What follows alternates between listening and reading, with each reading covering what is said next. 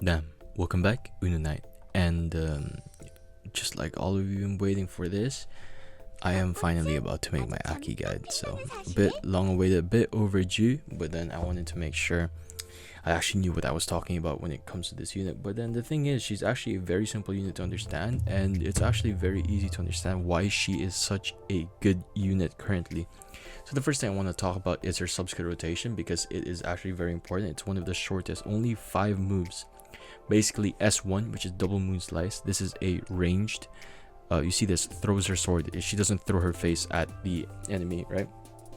So that's why at the start of a match, usually she's going to stay wherever you position her to cast this, and then use this to target the unit with the highest attack. Again, almost everything, she just attacks away like a unit with the highest attack, except for S2, which goes for the nearest unit, which if you use her main, she'll probably hit that same unit anyway if you don't manage to kill it. Anyways, we're getting a bit sidetracked, right? Sub-skill rotation. She starts off again with double moon slice. That's why she's going to be staying in her position at the start of the match. Then she's going to walk a bit forward, casting an N1, S2, which is flaming flowers, and then 2 autos, and then she just keeps repeating this over and over again. Alright, so the main things we actually want to be looking at are her sub skills, which is very important. Now the first thing we have to look at is her passive. It took me a while to actually understand the English behind this. Basically, this isn't any fancy like sub skill 3 or anything. This is literally just a passive, which thank god, I don't know why it took me 5 minutes to understand this. But basically what happens is, as long as she hits, oh, hold on, I got a notification, let me just. But basically, the most important thing you have to understand with their passive is, as long as you do hit a critical hit, this thing will almost have 100% uptime. Basically, this is 6 seconds, right? But then as those 6 seconds is about to run out, if you hit another crit in that time, you will be able to refresh this, which is very easy because 6 seconds is longer than the amount of time it takes for you to actually hit your skill. And there are 2 things why 6 seconds is good and not 4 seconds or 5 seconds. If you are slowed by Honglan, you still have leeway to hit another one to actually refresh this crit rate buff, this attack buff and this damage reduction buff, and paired with her keepsake, which we'll actually talk about because they're actually pretty much tied together. So Blood Moon, the thing about this Blood Moon is that this is tied to Clear Mirror Still Water. The thing is, you want 100% uptime on Clear Mirror Still Water. How do we do that? By having very high crit rate. The easiest way to achieve this is using artifacts. Now again, she is a dex unit, which is really good, meaning she won't have any physical resistances like a strength unit would have. Alright, but she does get lifesteal, and she already has so much lifesteal into her character. I'm not really sure if this is a good or a bad thing. Personally, I would have preferred resistances because they are very powerful, but you know. Anyways, back into it. So why a crit rate keeps it? English. Basically, if you do get a 4-piece, you are able to get 25% extra, which is very, very good. Because again, if we look at a fully built Aki, now we finally have access to no artifact. This is 14.8%. Assuming you do have origin because you're a filthy whale, you do have this up to 29.8%. Her passive, failing flowers at level 3 does give you 35% crit rate, plus 25% from the keepsake, effectively plus 60%. You will have an 89.8% crit rate, which is crazy, right? So one of the things you have to think about is that you do want her artifact at least legendary plus, and we'll get back into her passive interaction with her keepsake. Now again, Clear Mirror Still Water will auto refresh as long as you keep hitting crits, which is very good because her entire kit requires you to crit. All right. You do get 30% buff, which is really good because her base stat is 50k, so it will scale off. This is very high compared to units such as Lindsay, which does the same thing, 43k, so you already know that extra 30% will actually be very beneficial. And again, you can have almost 100% uptime on this, which is just crazy. Why? Because her sub skill, all of this has ×2 damage. She ×2. Right? Keepsake, again, we'll go back into it now. Now, remember about Clear Mirror Still Water, you could have 100% uptime on this. Immunity to CC, my friend, is crazy. Plus extra crit damage as long as this thing is up. It just has everything. At Legendary Plus, you do get 15% speed. Why is this important? The reason why this is very important is because if you do get this speed buff, and as long as you have Clear Mirror Water perma active, you will be able to have almost 100% uptime on your sub skill 2, which does give you the extra 35% crit rate. So again, that is exactly why you wanted Legendary Plus, meaning you want to wail on this unit, right? Sadly, I've only got Epic Plus, almost at Legendary, but I will get it Legendary Plus eventually, right? So the main thing is, should you pull for her? The thing is, I'll be honest with you, she is just broken straight out the bat, right off the bat. But then the thing is, if you do not have this unit at Origin or even Legendary Plus, she is not gonna perform as well as you'd want her to. So whilst she is broken, if you cannot get her anywhere near Origin or her artifact up, I would not really recommend. I would probably just say save until the next crazy unit. So that's the thing, right? Because with these DPS units, if you cannot ascend them well enough, they just won't perform for you well anymore. Alright, especially in stages 17, 18, and again, we're pushing harder and harder content every single time. So if you're not able to meet the standard, then just save your Everstones, especially if you're free to play. Anyways, back into her actual kit. So double Moon Slice is very basic. Again, unit with the highest attack, mana reduction 500 times 5. This is 2500 mana, which is 25% of the enemy's health bar. And against the unit with the highest attack, very beneficial, could keep you alive, right? So 120%, that sounds like a little right off the bat, right? But again, times 2. Now we do have a 240%. And if you are able to push this up to a, realistically speaking, probably 150% crit damage with Zodiacs and everything combined, right? All these buffs, 150%, 200%. This could basically be 120 times 5 or times 6, depending if you have 150% crit damage or 200%. So just imagine that, and that's off one sub skill. Again, it is one unit, but at least you are able to burst that unit very consistently. Flaming Flowers basically has the same thing. This actually surprisingly does more damage than Double Moon Slice, and is basically very important to her kit, because this does increase your crit rate by 35%. Again, with a Legendary Plus artifact, you are almost able to have this at 100% uptime. And 190 times 2, 380, plus a crit rate of like 150 or 200%. You can see this times 2 again, times 3. So let me just summarize that.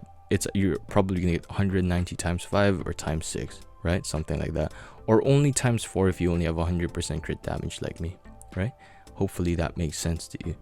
Now, so the thing is, her main combo is main, ultimate into main. And yes, you could actually chain them together. The conditions are: 1, she is at least level 201. Why do I say level 201? Because you do get a mana recovery for units that you kill. Now 4500 mana is 45% of your bar, and 2500 mana is, so only 7,000, but then we know it's like 10k.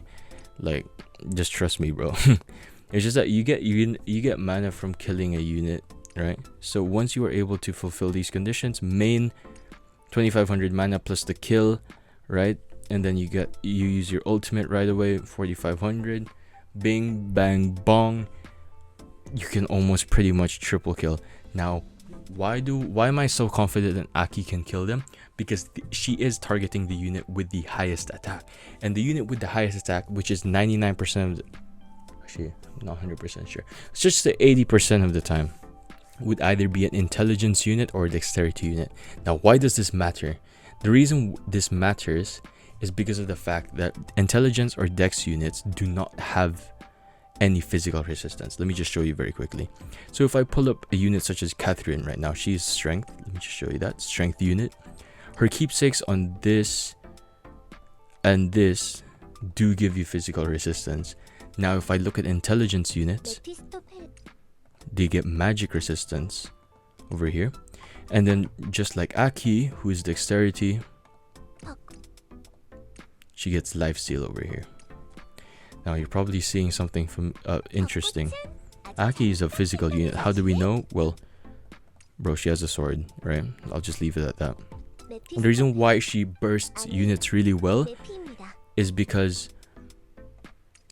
these units that are at the back, which she'll usually be targeting, do not have resistances to her. And enemies do wear keepsakes, we know that, an equivalent one. So especially in stages 18, 19. Sorry, there's no 19 yet. In stages 17, 18, these units will have origin keepsakes, meaning they'll have roughly, I think it was 21%, something like that, magical resistance. So if you do try nuking with another burst AoE unit, such as say Mephi, just keep in mind that although she does so much damage, she is able to, enemy units are able to resist 20% if they are intelligence, and well, no resistances if they are dexterity. So yes, this is exactly why Aki is so powerful. Nobody in the backline has resistances to her. The only time you'd actually get like screwed over is if the unit with the highest attack is a strength unit, and I think it was Teiko who told me that there was a case where a Dora literally like ruined his run just because of that. So yes, now we'll be talking about the units that actually go well with her. Right off the bat, Honglan, just because Honglan is just a top tier debuffer, unmatched by pretty much anyone. Fits into like so many team comps. Not everything, because there are some interactions that actually could screw you over if you have Honglan there, but that is very rare and it's hard for me to explain that. Basically, if there's an enemy Jade and you have Honglan and Mephi there with no other speed buffs combined, your Mephi will end up analyzing your team instead, because Jade will be slow enough to charm Mephi at the perfect time to actually charm your entire charm Mephi, and then your team will have increased crit rate plus 30%. You'll be analyzing your own team. So yeah, that's just one of few, and there are multiple interactions as well, but then end of the day, Honglan for the most part will just do the job, and it's not really a deal breaker obviously. So yeah, I'm just saying. So Chloe, again, the best tank we have in the entire game. So much so that I was forced to get her to Origin just to make her even better than she actually is. Next is obviously Catherine, because the thing is, Aki, I think I forgot to mention this. With her passive, she is able to get a perma 50% damage reduction, assuming you keep on critting, right? Because at this point, if you have 90% crit rate, bro, assuming you were blessed by the gods and you have a four piece crit rate set. If you have a 90% crit rate and you're not able to hit 2 crits, 1 crit every 2 turns with a 90% crit rate, yeah, that you might want to reset that stage, bro. I'm gonna be honest with you, because the thing is, at this point, as long as you hit 1 crit every 2 turns, you'll have pretty much 100% uptime when clear mirror still water. So that's one thing to keep in mind. And then again, the reason why Catherine is so good, because apart from that 50 DR, you are able to pretty much reduce 40% of that again.